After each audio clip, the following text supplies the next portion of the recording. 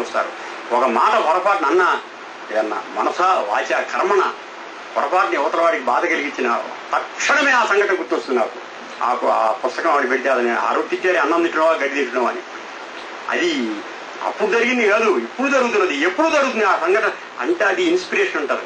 అది టీచింగ్ కాదు, మామూలు బోధ కాదు. అది హృదయం మొత్తాన్ని మ్యాగ్నటైజ్ చేయడం, అయస్కాంతీకరణం చేయడం, తన హృదయాన్ని నాకు అర్పించటం, నా హృదయాన్ని తన హృదయంగా చేసుకోవటం. అది గురువు యొక్క లక్షణం. ఎవరినైనట్టుగా చేస్తారు తన దగ్గరికి వచ్చినట్టు కదా. తన హృదయంలోకి వాడిని తీసుకుంటారు, వాడిని కూడా తనంత వాడుగా చేస్తారంటే అర్థం తనంత మాస్టర్ అనిపించుకోవడం. మాస్టర్ అనిపించుకోవడం కాదు, గురువు అవటం చాలా నేను గురువుని అనుకున్నాడు లఘు గురువు కాదు. ఆయన హృదయంలో ఉన్న ప్రేమ మనకు కూడా, మనం గొట్టం, ఆయన ప్రేమ నదీ ప్రవాహం, మనం గొట్టం. ఈ గొట్టం నుంచి ఆ ప్రవాహం రావడానికి బ్లాక్ లేకుండా చేసుకుంటే చాలు, అంతవరకు ఆయన అనుగ్రహం ఉంటే చాలు. ఇలాంటి సంఘటనలు ఎన్నో ఉన్నాయనుకోండి. ఈ ఊళ్ళోనే ఇంకొక సంఘటన చెప్తాను, చాలా అద్భుతమైంది. నన్ను అట్టాడితే అది కూడా నన్ను వాయించి పారేసింది. కాస్త కాదు, నా బాలిటీకి పెద్ద మంగా ఆయన అందుకే ఏం లేకుండా పోయింది.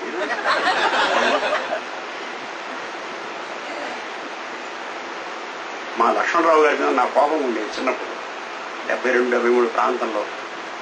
మేషాలు సిగరెట్ తాగుతుంటే ఈయన కూడా పక్కన సిగరెట్ తాగుతుంది. నాకు మేషాలు ఎందుకు ఎంత నిష్ఠ అంటే, ఒక రకమైన ఫ్యాన్. నేను వ్యక్తిగతమైనటువంటి ఒక ఫెనటిజం కూడా ఉంది, అది ఉండకూడదు. అది దాటిపోయి ఆయన అవ్యక్తమైన పరమాత్మగా అంతర్యామిగా దర్శించాలి. నేను అంత ఎదగలే కానీ వ్యక్తిగతమైన ఫ్యాన్ని. ఈయన ఇంతటి మహాపురుషుడి పక్కన ఆయన తాగుతుంటే ఈయన కూడా తాగుతున్నాడు. ఈ లక్ష్మణరావు సంగతి తేల్చాలి, అంత మగతనం నాకు లేదు, అందుకని మేరకు ఊరుకున్నా. అదే అన్నట్టు జ్ఞాపకం లక్ష్మణరావు గారితో ఏంటండి ఇది నా జ్ఞాపకం ఏం గుర్తు బాగా లేదనుకోండి. ఈ ఊళ్ళోనే ఒకసారి రాత్రి 8 దాకా రామాలయం న్యూ కాలనీలో బాగా ప్రసంగం చేసి ఇంటికి 9:30 దాకా పేషెంట్స్ని చూసి ఇంటికి వచ్చి మజ్జిగ ఒక గ్లాస్ తాగి మళ్ళా 10 గంటలకు చెంగలరావు పేట ఈ ఊళ్ళో ఒకటి ఉంది, మీకు తెలుసు అనుకుంటాను. మేషాలు దాని గురించి ఒక చక్కని జోక్ వేసేవారు. ఆ పేటలో ఏ ఇల్లు కావాలి మనం బయలుదేరి ఆ పక్కింటి వాళ్ళు అడిగితే అడగమంటారు. అట్ట తిరిగే చివరి పక్కనే ఉంటుంది. అట్లాంటి చెంగలరావు పేటని గమ్మత్తుగా ఆయన జోకేసేవారు. మహారాణి పేట, చెంగలరావు పేట 2 ఉన్నాయి కరతక దమ్మనపల్లాగా. అక్కడికి ఆ చెంగలరావు పేట వెళ్ళి అక్కడ ఒక హరిజన స్త్రీకి కుష్ఠం వచ్చింది, లెప్రసీ. ఆమెకు గాయాలు కడిగి మందిచ్చి సేవ చేసి తెల్లాసం 4ంటికి మళ్ళీ నడిచిచ్చేవారు. పాపం వెహికల్స్ పోను రాని ఏం లేవు ఆ రోజుల్లో. ఇది 69, 70. ఆయన వచ్చి స్నానం చేసి ఓమంటే అప్పుడు లేచేవాడిని నేను హాయిగా నిద్రపోయి. 15 రోజులు అట్లా అయిన తర్వాత నన్ను పిలిచి ఏం ఉన్నాయా, నేను 20 రోజులు బట్టి అన్నం తింటలేదని నీకు తెలుసు కదా. తెలుసు అండి. రాత్రిపూట ఎక్కడికో పోయేస్తున్నాను, నడిచిపోతున్నాను, వెహికల్ లేదని తెలుసండి. ఎక్కడికి పోతున్నాను తెలుసు, అది తెలియదండి. ఎవరు ఎక్కడికి పోతున్నా, నాకు కలుపు పోవచ్చు కదా, నాకేం తెలుసు, తెలియదు. ఇట్లా వెళ్తున్నాను అన్నారు. అప్పుడు నాకు వెంటనే అనిపించింది, ఆశారి కూడా ఆత్మస్థితి కొద్దిగా ఉన్నది.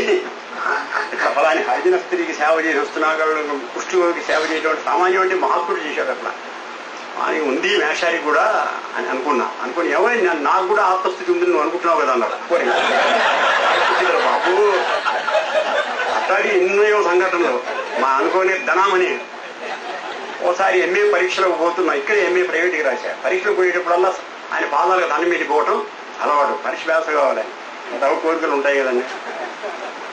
ఓ రోజు ఆయన స్నానం చేయలే. స్నానం చేయకుండా రఘువంశం చెప్తున్నారు గీలిన శాస్త్రి గారి ఇంట్లో.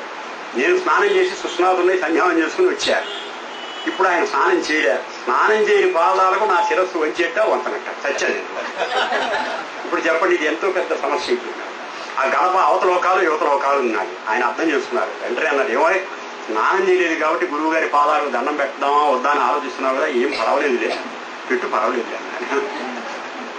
అప్పుడు విష్ణుహర్షణ గారంట, నిత్య పవిత్రమూర్తి నీకు స్నానమదేల స్వామి నీకు ఎవరంటుంది రాముడితో. అది గుర్తొస్తుంది.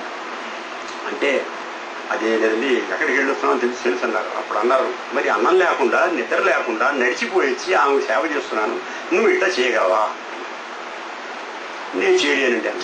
ఎందుకు చేయలేవు? మన దగ్గర బ్రహ్మాండమైన సమాధానం అవుతుంది. మీరు దివ్య పురుషులు, మేము సామాన్య మానవులు.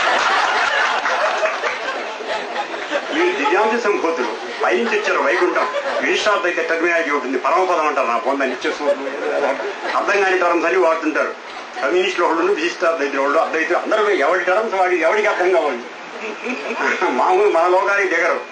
కనుక మీరు దివ్య పురుషులండి, మేము సామాన్య మానవులు. అందువల్ల ఆ స్థాయికి మేము ఎదగలేము. మేము మామూలుగా కడుపుండా భోజనం మంచి నిద్ర ఉండాలి. అది అప్పుడు సావగొడతా నిన్నన్నారు. ఇదే మాట ఆయన అన్నమాట మీకు చెప్తున్నాను. సావగొడతానే అనుకుంటున్నావు అన్నారు. వాయమ్మో ఇదే నన్ను కూడా ఆయన బట్టి తిప్పుకుంటాడా ఏంటి బాబు అంతే. ఆయన దివ్యశక్తిని ప్రత్యేకంగా ఎవరు తెలియదు భగవంతుడికి. ఆ treasure of power, treasure of wisdom, treasure of love అంతా భగవంతుడే. నేను దాన్ని ప్రిపేర్ అయినాను సేవ చేయడానికి, అంటే నా ద్వారా వర్క్ చేయడానికి ఆయన సిద్ధమైనారు. ఇప్పుడు నువ్వు ప్రిపేర్ అయినావు అనుకో, నీ హార్ట్ నీ ద్వారా కూడా ఇదే శక్తి పనిచేస్తుంది. నీ ద్వారా పనిచేస్తుంది, ఇంకోటి ద్వారా పనిచేస్తాను. టామ్, డిక్ అండ్ హ్యారీ ఎవరి ద్వారా పనిచేస్తుంది. అంతేగాని నేనే ప్రత్యేకంగా దివ్య పురుషుని కాదు. ప్రతివాడు దివ్య పురుషుడే, ప్రతివాళ్ళు దివ్యత్వం ఉంది. దానికి సిద్ధమైనా అంటే అది మేలుకుంటుంది, విజృంభిస్తుంది, వికాసం పొందుతుంది. పని ఏదో నేను కూడా చేసామనుకోండి, మన జాతర సేవ చేస్తున్నాం, అట్లా ఇన్స్పిరేషన్. ఇంకా ఆయన యొక్క ప్రేమ ఎంతటితో చేసి చెప్తాను మీకు. ఆ హరిజన స్పీకర్ ఎవరు చేస్తాను. గుంటూరులో వారున్న ఇంట్లో ఇప్పటికీ రోజు వెళ్తుంటా నేను. నా అదృష్టవశాత్తు వాళ్ళ ఇంటి దగ్గరే మా ఇల్లు దొరికింది. నాకు అద్దె ఇల్లు. రోజు వాళ్ళ ఇంటికి వెళ్ళి ఆయన ధ్యానం